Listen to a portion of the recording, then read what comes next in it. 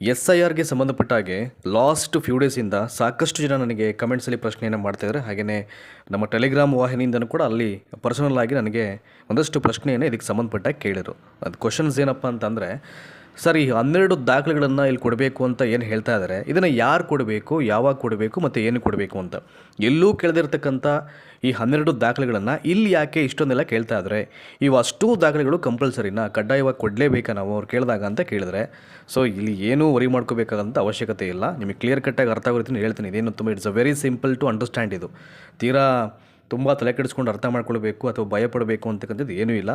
ಈಗಾಗಲೇ ನಿಮಗೆಲ್ಲ ಮಾಹಿತಿ ಇರೋ ಹಾಗೆ ವಿಶೇಷ ಈ ಮತ ಪರಿಷ್ಕರಣೆ ಈ ಕ್ರಿಯೆಗಳು ಆರಂಭ ಆಗಿ ಸುಮಾರು ಹೆಚ್ಚು ಕಡಿಮೆ ನಿಯರ್ಲಿ ಹತ್ತತ್ರ ಬಂದುಬಿಟ್ಟಿದ್ದಾರೆ ಈಗ. So within few days August 5 ಅಥವಾ ಮೇ ಬಿ ಆಗಸ್ಟ್ 8ನೇ ತಾರೀಕು ನಿಮಗೆ ಮೊದಲ ಹಂತದ the first stage of draft list ಅಲ್ಲಿ ಬಿಡುಗಡೆ ಆಗ್ತಾ ಇದೆ.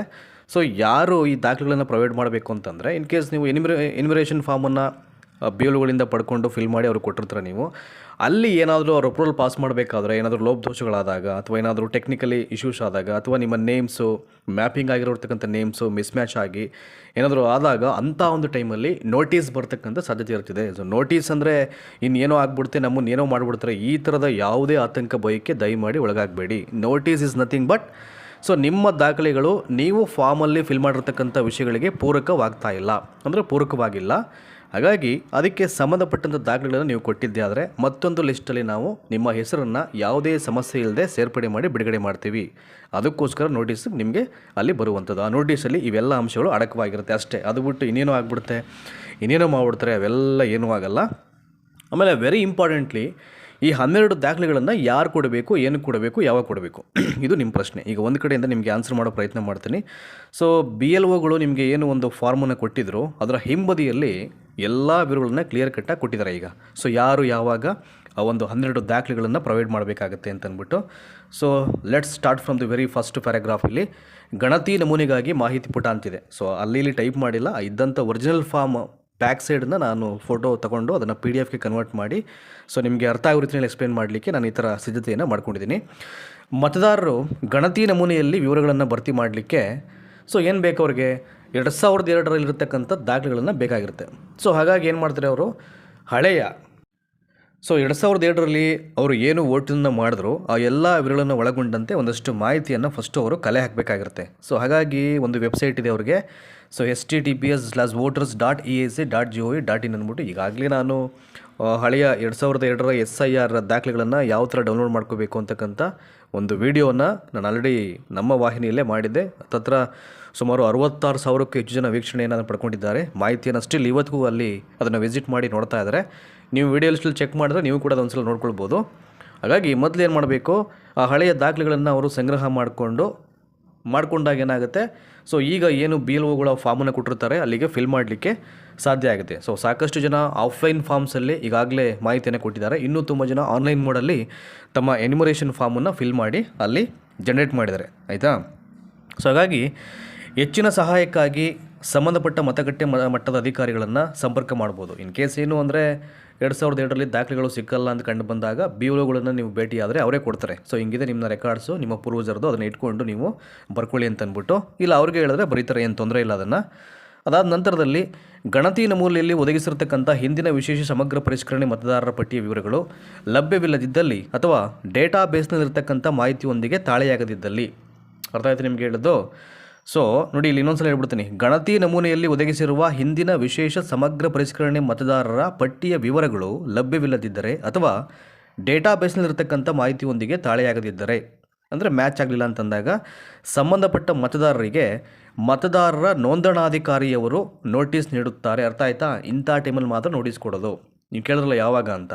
ಅಂತಹ ನೋಟಿಸ್ ಸ್ವೀಕಾರ ಮಾಡಿದಂಥ ನಂತರ ಮತದಾರರು ಈ ಕೆಳಕಂಡ ವರ್ಗಗಳ ಆಧಾರದ ಮೇಲೆ ದಾಖಲೆಗಳನ್ನು ಸಲ್ಲಿಸಬೇಕು, ಆಯಿತಾ. ಇಲ್ಲಿ ಒಂದಷ್ಟು ವಿವರಗಳನ್ನು ಹೇಳಿದ್ದಾರೆ. ಫಾರ್ ಎಕ್ಸಾಂಪಲ್, ಮೊದಲನೇದೇನು ಇಲ್ಲಿ 1/7/1987ಕ್ಕಿಂತ ಮೊದಲು ಭಾರತದಲ್ಲಿ ಜನಿಸಿದ್ದಾರೆ. ಅರ್ಥ ಮಾಡ್ಕೊಳ್ಳಿ, 1/7/1987ಕ್ಕಿಂತ ಮುಂಚೆ ಇಂಡಿಯಾದಲ್ಲಿ ಅವರು ಹುಟ್ಟಿದರೆ ಸ್ವಂತ ಸಂಬಂಧಿಸಿದಂತೆ, ಅಂದರೆ ಸ್ವಂತಕ್ಕೆ ಸಂಬಂಧಪಟ್ಟಂತೆ ಜನ್ಮ ದಿನಾಂಕ ಮತ್ತು ಅಥವಾ ಜನ್ಮಸ್ಥಳವನ್ನು ದೃಢೀಕರಿಸುವ ಕೆಳಗಿನ ಪಟ್ಟಿಯಲ್ಲಿರುವ ಯಾವುದಾದರೂ ಒಂದು ದಾಖಲೆಯನ್ನು ಸಲ್ಲಿಸಬೇಕು ಅಂತ ಹೇಳಿದರೆ. ಕೆಳಗಿನ ಪಟ್ಟಿಯಲ್ಲಿ 12 ದಾಖಲೆ ಇದೆ, ಅವುಗಳನ್ನು ನಮ್ಮಲ್ಲಿ ಹೇಳ್ತೀನಿ ನಿಮಗೆ. ಫಸ್ಟ್ ಇದು ನೋಡೋಣ ಈಗ.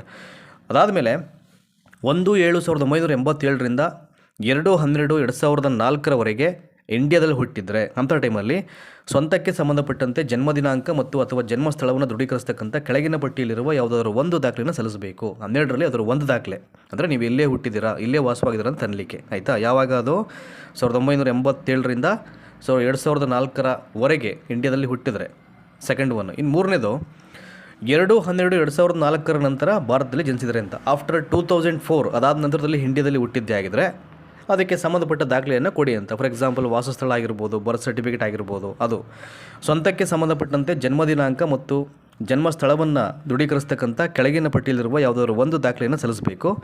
ಇನ್ನು ತಂದೆಗೆ ಸಂಬಂಧಪಟ್ಟಂತೆ ಅವರ ಜನ್ಮ ದಿನಾಂಕ ಮತ್ತು ಅಥವಾ ಜನ್ಮಸ್ಥಳವನ್ನು ದೃಢೀಕರಿಸುವ ಕೆಳಗಿನ ಪಟ್ಟಿಯಲ್ಲಿರುವ ಯಾವುದಾದ್ರು ಒಂದು ದಾಖಲೆಯನ್ನು ಸಲ್ಲಿಸಬೇಕು. ಜೊತೆಗೆ ತಾಯಿಗೆ ಸಂಬಂಧಪಟ್ಟ ಹಾಗೆ ಅವರ ಜನ್ಮ ದಿನಾಂಕ ಮತ್ತು ಅಥವಾ ಜನ್ಮ ಸ್ಥಳವನ್ನು ದೃಢೀಕರಿಸ್ತಕ್ಕಂಥ ಕೆಳಗಿನ ಪಟ್ಟಿಯಲ್ಲಿರುವ ಯಾವುದಾದ್ರೂ ಒಂದು ದಾಖಲೆಯನ್ನು ಸಲ್ಲಿಸಬೇಕು. ಪೋಷಕರಲ್ಲಿ ಯಾರಾದರೂ ಭಾರತೀಯ ಪ್ರಜೆಯಾಗಿರದಿದ್ದಲ್ಲಿ ನಿಮ್ಮ ಜನನದ ಸಮಯದಲ್ಲಿ ಅವರ ಮಾನ್ಯ ಪಾಸ್ಪೋರ್ಟ್ ಮತ್ತು ವೀಸಾದ ಪ್ರತಿನ ಸಲ್ಲಿಸಬೇಕು ಅಂತ. ನೋಡಿ, ಅದು ಲಾಸ್ಟ್ ಪಾಯಿಂಟ್ ಇನ್ನೊಂದು ಸಲ ಓದ್ಬಿಡ್ತೀನಿ. ಪೋಷಕರಲ್ಲಿ ಯಾರಾದರೂ ಭಾರತೀಯ ಪ್ರಜೆಯಾಗಿರದಿದ್ದಲ್ಲಿ, ಅವರು ಇಂಡಿಯನ್ ಸಿಟಿಜನ್ ಅಲ್ಲದೇ ಇದ್ದರೆ, ನಿಮ್ಮ ಜನನದ ಸಮಯದಲ್ಲಿ ಅವರ ಮಾನ್ಯ ಪಾಸ್ಪೋರ್ಟ್ ಮತ್ತು ವೀಸಾದ ಪ್ರತಿಯನ್ನು ಸಬ್ಮಿಟ್ ಮಾಡಬೇಕು ಅಂತ ಇಲ್ಲಿ ಹೇಳಿದ್ದಾರೆ. ಅಂದರೆ ನಾವು ಭಾರತೀಯರು ಅಂತ ಹೇಳಲಿಕ್ಕೆ, ಅದನ್ನು ಪ್ರೂವ್ ಮಾಡಲಿಕ್ಕೆ ಇವೆಲ್ಲ ದಾಖಲೆಗಳನ್ನು ಒದಗಿಸಬೇಕಾಗತ್ತೆ ಅಂತ. ನೆಕ್ಸ್ಟು, ಭಾರತದ ಹೊರಗೆ ಇನ್ ಕೇಸ್ ಹುಟ್ಟಿದರೆ, ಭಾರತದ ಹೊರಗೆ ಜನಿಸಿದರೆ, ಅಂದರೆ ವಿದೇಶದಲ್ಲಿರುವ ಭಾರತೀಯ ರಾಯಭಾರ ಕಚೇರಿ ಮಿಷನ್ ನೀಡಿರ್ತಕ್ಕಂಥ ಜನನ ನೋಂದಣಿ ಪುರಾವೆಯನ್ನು ಲಗತ್ತಿಸಬೇಕು. ಆಫ್ಟರ್ ಅಂದರೆ ಔಟ್ ಆಫ್ ಕಂಟ್ರಿಯಲ್ಲಿ, ಭಾರತವನ್ನು ಹೊರತುಪಡಿಸಿ ನಾವು ಬೇರೆ ಕಡೆ ವಾಸವಾಗಿದ್ದರೆ ಅಥವಾ ಅಲ್ಲಿ ಹುಟ್ಟಿದರೆ ವಿದೇಶದಲ್ಲಿರ್ತಕ್ಕಂಥ ಭಾರತೀಯ ರಾಯಭಾರ ಕಚೇರಿ ಏನು ಒಂದು ಈ ಜನನ ನೋಂದಣಿ ಪ್ರಮಾಣ ಪತ್ರವನ್ನು ಅಥವಾ ಪುರಾವೆಯನ್ನು ಕೊಟ್ಟಿರುತ್ತೋ ಅದನ್ನು ಇಲ್ಲಿ ಸಬ್ಮಿಟ್ ಮಾಡಬೇಕು ಅಂತ ಹೇಳಿದ್ದಾರೆ. ನೆಕ್ಸ್ಟ್, ಇಲ್ಲಿ ನೋಂದಣಿ ಅಥವಾ ದೇಶೀಕರಣದ ಮೂಲಕ ಭಾರತೀಯ ಪೌರತ್ವವನ್ನು ಪಡೆದಿದ್ದರೆ ಪೌರತ್ವ ನೋಂದಣಿ ಪ್ರಮಾಣ ಪತ್ರವನ್ನು ಲಗತ್ತಿಸಬೇಕು. ಇನ್ ಕೇಸ್ನ ಯಾರೇ ಆಗಲಿ ಅವರು ಭಾರತೀಯ ಪ್ರಜೆ ಅಂತ ಅವರು ಪ್ರೂವ್ ಮಾಡ್ಕೊಳ್ಳಿಕ್ಕೆ ಅವ್ರ ಹತ್ರ ಇರ್ತಕ್ಕಂಥ ಯಾವುದೇ ದಾಖಲೆ ಆಗಿ ಅದನ್ನು ಸಬ್ಮಿಟ್ ಮಾಡಬೇಕು. ಆವಾಗಷ್ಟೇ ಅವರು ಭಾರತೀಯ ಪ್ರಜೆ ಆಗಲಿಕ್ಕೆ ಸಾಧ್ಯ ಆಗುತ್ತೆ ಅಂತ, ಆಯಿತಾ. ದಟ್ ಈಸ್ ವೆರಿ ಇಂಪಾರ್ಟೆಂಟು ಇಷ್ಟು ಹೇಳೋದು. ಈಗ ನೀವು 12 ದಾಖಲೆಗಳು ಅಂತ ಹೇಳಿದ್ನಲ್ಲ, ಅದನ್ನು ಒಂದು ಕಡೆಯಿಂದ ನೋಡೋಣ. ಈಗ ನೋಡಿ, ಇಲ್ಲಿ ಸೂಚನಾತ್ಮಕ ದಾಖಲೆಗಳ ಪಟ್ಟಿ ಅಂತ ಇದೆ, ಇಂಡಿಕೇಟಿವ್ ಆ್ಯಂಡ್ ನಾಟ್ ಎಕ್ಸಾಸ್ಟಿವ್ ಅಂತ. ಮೇಲೆ ಉಲ್ಲೇಖ ಮಾಡಿರ್ತಕ್ಕಂಥ ಸಂದರ್ಭಗಳಲ್ಲಿ ಸ್ವಂತ ತಂದೆ ಮತ್ತು ತಾಯಿಗೆ ಸಂಬಂಧಪಟ್ಟಂತೆ ಪ್ರತ್ಯೇಕ ಸ್ವಯಂ ದೃಢೀಕೃತ ದಾಖಲೆಗಳನ್ನು ಸಲ್ಲಿಸಬೇಕು ಅಂತ ಹೇಳಿದ್ದಾರೆ. The very first point is, ಮೊದಲನೇ ದಾಖಲೆ, ಯಾವುದೇ ಕೇಂದ್ರ ಸರ್ಕಾರ ಅಥವಾ ರಾಜ್ಯ ಸರ್ಕಾರ ಸಾರ್ವಜನಿಕ ವಲಯದ ಉದ್ಯಮದ ಕಾಯಂ ನೌಕರ ಅಥವಾ ಪಿಂಚಣಿದಾರರಿಗೆ ನೀಡಿರ್ತಕ್ಕಂಥ ಗುರುತಿನ ಚೀಟಿ ಅಥವಾ ಪಿಂಚಣಿ ಪಾವತಿ ಆದೇಶ PPO ಅಂತಾರೆ, ಅದು ಇದ್ದರೆ ಅದನ್ನು ಸಬ್ಮಿಟ್ ಮಾಡ್ಬೋದು. ಇನ್ನೊಂದು, ಭಾರತದಲ್ಲಿ 1/7/1987 ಮೊದಲು ಸರ್ಕಾರ, ಸ್ಥಳೀಯ ಪ್ರಾಧಿಕಾರ, ಬ್ಯಾಂಕ್, ಅಂಚೆ ಇಲಾಖೆ, ಭಾರತೀಯ ಜೀವ ವಿಮಾ ನಿಗಮ ಅಥವಾ ಸಾರ್ವಜನಿಕ ವಲಯದ ಉದ್ಯಮಗಳಿಂದ ನೀಡಲಾದ ಯಾವುದೇ ಗುರುತಿನ ಚೀಟಿ, ಪ್ರಮಾಣ ಪತ್ರ ಅಥವಾ ದಾಖಲೆ. ನೋಡಿ, ಇಷ್ಟು ಸಂಸ್ಥೆ ಹೇಳಿದ್ದಾರೆ. ಆ ಸಂಸ್ಥೆಗಳ ಅಂಡರಲ್ಲಿ ಯಾವುದೇ ದಾಖಲೆ ಇದ್ದರೆ ಅದನ್ನು ಹ್ಯಾಂಡ್ ಓವರ್ ಮಾಡಿ ಅಂತ ಅಂದ್ಬಿಟ್ಟು. ನೋಡಿ, ಇಲ್ಲಿ ಸ್ಥಳೀಯ ಪ್ರಾಧಿಕಾರ ಆಗಿರ್ಬೋದು, ಬ್ಯಾಂಕ್ ಇದೆ, ಪೋಸ್ಟ್ ಆಫೀಸ್ ಇದೆ, LIC ಇದೆ, ಮತ್ತು ಪಬ್ಲಿಕ್ ಝೋನ್ಸ್ ಅಂತ ಹೇಳಿದರೆ ಆ ಉದ್ಯಮ ನೀಡಿರ್ತಕ್ಕಂಥ ಯಾವುದೇ ಗುರುತಿನ ಚೀಟಿ ಆಗಲಿ ಅದನ್ನು ಹ್ಯಾಂಡ್ ಓವರ್ ಮಾಡಿ ಅಂತ. ಇನ್ನೊಂದು, ಸಕ್ಷಮ ಪ್ರಾಧಿಕಾರದಿಂದ ಪಡೆದಂಥ ಜನನ ಪ್ರಮಾಣ ಪತ್ರ. ನೆಕ್ಸ್ಟ್, ಇನ್ನೊಂದು ಪಾಸ್ಪೋರ್ಟು. ಇನ್ನೊಂದು ಪಾಸ್ಪೋರ್ಟ್ ಅಂದರೆ ನಿಮಗೆ ಗೊತ್ತಲ್ಲ, ಪ್ರಯಾಣ ಮಾಡಲಿಕ್ಕೆ ಬೇಕಾಗಿರುವಂಥದ್ದು. ಔಟ್ ಆಫ್ ಕಂಟ್ರಿಗೆ ಹೋಗಬೇಕು ಅಂತಂದರೆ ಅದು ವೀಸಾ, ಪಾಸ್ಪೋರ್ಟ್ ಇವೆಲ್ಲ ನಿಮಗೆ ಗೊತ್ತಿರೋದ್ರ ಬಗ್ಗೆ ಅವುಗಳನ್ನು ಸಬ್ಮಿಟ್ ಮಾಡಬೇಕು. ಇನ್ನು ಮಾನ್ಯತೆ ಪಡೆದಂಥ ಮಂಡಳಿ, ವಿಶ್ವವಿದ್ಯಾಲಯದಿಂದ ನೀಡಲಾದ ಮೆಟ್ರಿಕ್ಯುಲೇಷನ್ ಅಥವಾ ಶೈಕ್ಷಣಿಕ ಪ್ರಮಾಣ ಪತ್ರ. ಇನ್ನೊಂದು, ರಾಜ್ಯದ ಸಕ್ಷಮ ಪ್ರಾಧಿಕಾರದಿಂದ ನೀಡಲಾದಂಥ ಕಾಯಂ ನಿವಾಸ ಪ್ರಮಾಣ ಪತ್ರ, ರಾಜ್ಯದ ಸಕ್ಷಮ ಪ್ರಾಧಿಕಾರದಿಂದ ನೀಡಿರತಕ್ಕಂಥ ಕಾಯಂ ನಿವಾಸ ಪ್ರಮಾಣ ಪತ್ರ. ಇನ್ನೊಂದು, ಅರಣ್ಯ ಹಕ್ಕು ಪ್ರಮಾಣ ಪತ್ರ. ಇನ್ನೊಂದು, ಸಕ್ಷಮ ಪ್ರಾಧಿಕಾರದಿಂದ ನೀಡಲಾದ OBC, ಪರಿಶಿಷ್ಟ ಜಾತಿ, ಪರಿಶಿಷ್ಟ ಪಂಗಡ ಅಥವಾ ಇತರೆ ಜಾತಿ ಪ್ರಮಾಣ ಪತ್ರ. ಇನ್ನೊಂದು, ರಾಷ್ಟ್ರೀಯ ನಾಗರಿಕರ ನೋಂದಣಿ, national register of citizens, NRC ಅಂತ ಹೇಳ್ತಾರೆ, ಅಸ್ತಿತ್ವದಲ್ಲಿರತಕ್ಕಂಥ ಸ್ಥಳಗಳಲ್ಲಿ ಯಾವುದೇ ಕಾನೂನುಬದ್ಧ ಅಥವಾ ಆಡಳಿತಾತ್ಮಕ ನಿಯಮಗಳ ಅಡಿಯಲ್ಲಿ ಸರ್ಕಾರಿ ಅಧಿಕಾರಿಗಳು ನಿರ್ವಹಿಸುವ ಕುಟುಂಬ ನೋಂದಣಿ, ಫ್ಯಾಮಿಲಿ ರಿಜಿಸ್ಟರ್ ಅಂತ ಹೇಳ್ತಾರೆ ಅದನ್ನು, ಫ್ಯಾಮಿಲಿ ರಿಜಿಸ್ಟರ್. ಇನ್ನೊಂದು, ಸರ್ಕಾರದಿಂದ ನೀಡಲಾದ ಜಮೀನು ಅಥವಾ ಮನೆ ಹಂಚಿಕೆ ಪ್ರಮಾಣ ಪತ್ರ. ಇದು ಪ್ರತಿಯೊಬ್ಬರಲ್ಲೂ ಇರುತ್ತದೆ. ಇದು ಜಮೀನಿಗೆ ಸಂಬಂಧಪಟ್ಟ ಹಾಗೆ ಮತ್ತು ಮನೆ ಹಂಚಿಕೆ ಸಂಬಂಧಪಟ್ಟ ಹಾಗೆ ಏನು ಒಂದು ಸರ್ಕಾರ ಕೊಟ್ಟಿರುತ್ತೋ ಆ ಒಂದು ಪ್ರಮಾಣ ಪತ್ರವನ್ನು ಕೊಟ್ಟರೆ ಸಾಕು ಅಂತ. ಇನ್ನು ಆಧಾರ್ ಕಾರ್ಡ್ಗೆ ಸಂಬಂಧಪಟ್ಟಂತೆ ಅಥವಾ ಆಧಾರ್ಗೆ ಸಂಬಂಧಪಟ್ಟಂತೆ ಆಯೋಗವು ಪತ್ರ ಸಂಖ್ಯೆ 23/2025 ERS/VO ವಾಲ್ಯೂಮ್ 2 ದಿನಾಂಕ 9/9/2025 ಮೂಲಕ ಅನುಬಂಧ 2 ಅಲ್ಲಿ ಹೊರಡಿಸತಕ್ಕಂಥ ನಿರ್ದೇಶನಗಳು ಅನ್ವಯವಾಗುತ್ತವೆ ಅಂತ ಹೇಳಿದ್ದಾರೆ. ಇಷ್ಟನ್ನು ಕೊಡಬೇಕು ಅಂತ ಹೇಳಿಲ್ಲ 12 ದಾಖಲೆಗಳನ್ನು.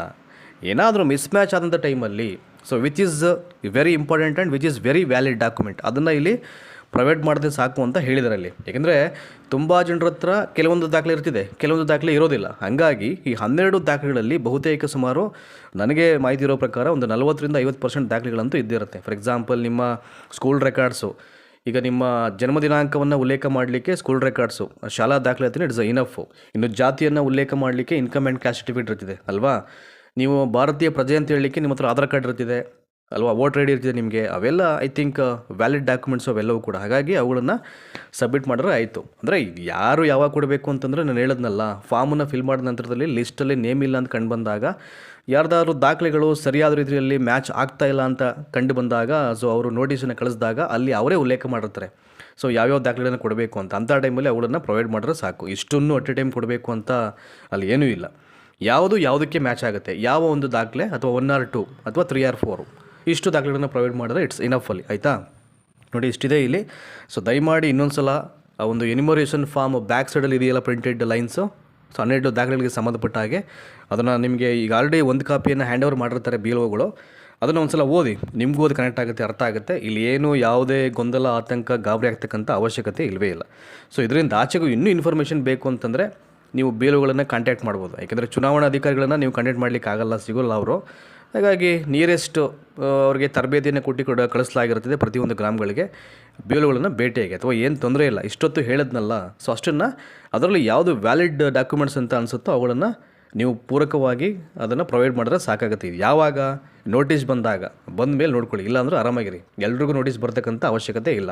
ಆಮೇಲೆ ಇನ್ನೊಂದು ಹೇಳ್ತೀನಿ ನಿಮಗೆ, ಯಾರೋ ಈಗಾಗಲೇ ಎನ್ಯುಮರೇಷನ್ ಫಾರ್ಮನ್ನು ಫಿಲ್ ಮಾಡಿ ನಿಮ್ಮ BLO ಕೊಟ್ಟಿದ್ದೀರೋ ಅವ್ರೇನು ಮಾಡಿದ್ರು ಇಟ್ಕೊಳಂಗಿಲ್ಲ. ಇಮಿಡಿಯೇಟು ಅವತ್ತೇ ಯಾವುದು ಅಲ್ಲಿ ಇನ್ಫಾರ್ಮೇಷನ್ಸ್ ಬರೆದಿಲ್ವೋ ಹಳೆಯ ರೆಕಾರ್ಡ್ಸನ್ನು ಕಲೆಕ್ಟ್ ಮಾಡಿ ನೋಡ್ಕೊಂಡು ಬ್ರೌಸ್ ಮಾಡಿ ಅದನ್ನು ಬರೆದುಬಿಟ್ಟು ಅವತ್ತೇ ಡಿಜಿಟಲೀಕರಣ ಮಾಡಿ ಏನು ಮಾಡಬೇಕು, PDF ಥರ ಅದನ್ನು ಪ್ರಿಪೇರ್ ಮಾಡ್ಕೊಂಡು ಇಮಿಡಿಯೇಟು ಪೋರ್ಟಲ್ಗೆ ಅಪ್ಲೋಡ್ ಮಾಡಬೇಕು.